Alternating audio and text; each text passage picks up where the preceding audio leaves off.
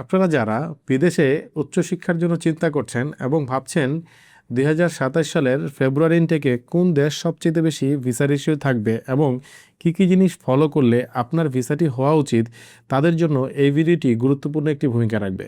প্রথমত, আপনি স্টুডেন্ট ভিসায় যাওয়ার জন্য আপনাকে আপনার স্টাডি গ্যাপ, আপনার রেজাল্টস, আপনার ইংলিশ প্রফিসিয়েন্সি এবং আপনার বাজেট কতটুকু সেটা আগে আলোচনায় আনতে হবে।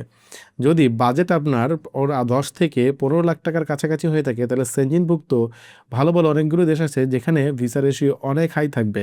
তবে যদি 10 থেকে 15 লাখ টাকার মধ্যেও আপনার আইএলটিএস বা ইংলিশ প্রফিসিয়েন্সি ভালো না থাকে, তাহলে কিন্তু আপনাকে ইউরোপভুক্ত বা ইউরোপের কান্ট্রিগুলোকে পছন্দ করতে পারেন। এর মধ্যে আপনি আয়ারল্যান্ড বা সাইপ্রাসকে পছন্দের তালিকায় রাখতে পারেন। সাইপ্রাস এই মুহূর্তে মোটামুটি বলা চলে 95% ভিসা রেশিও থাকার কারণে স্টুডেন্টদের পছন্দের তালিকায় এই মুহূর্তে সাইপ্রাস কিন্তু ভালো একটি ডেস্টিনেশন।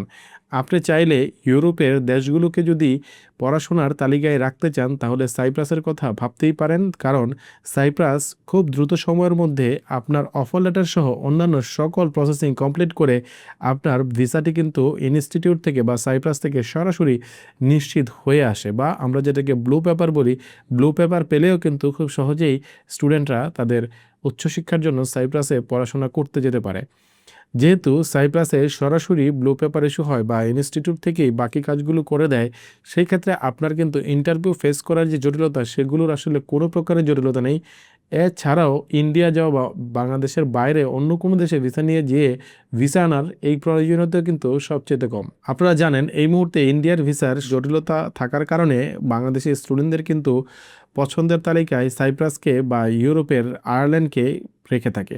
সুতরাং আপনিও যদি এমন কোনো জটিলতায় পড়ে থাকেন বা আপনার যদি স্টুডেন্ট ভিসা ডেস্টিনেশন সাইপ্রাস হয়ে থাকে, যোগাযোগ করতে পারেন আমাদের সাথে। চেষ্টা করব সর্বাত্মক আপনাকে সহযোগিতা করে সাইপ্রাসের স্টুডেন্ট ভিসা নিশ্চিত করতে।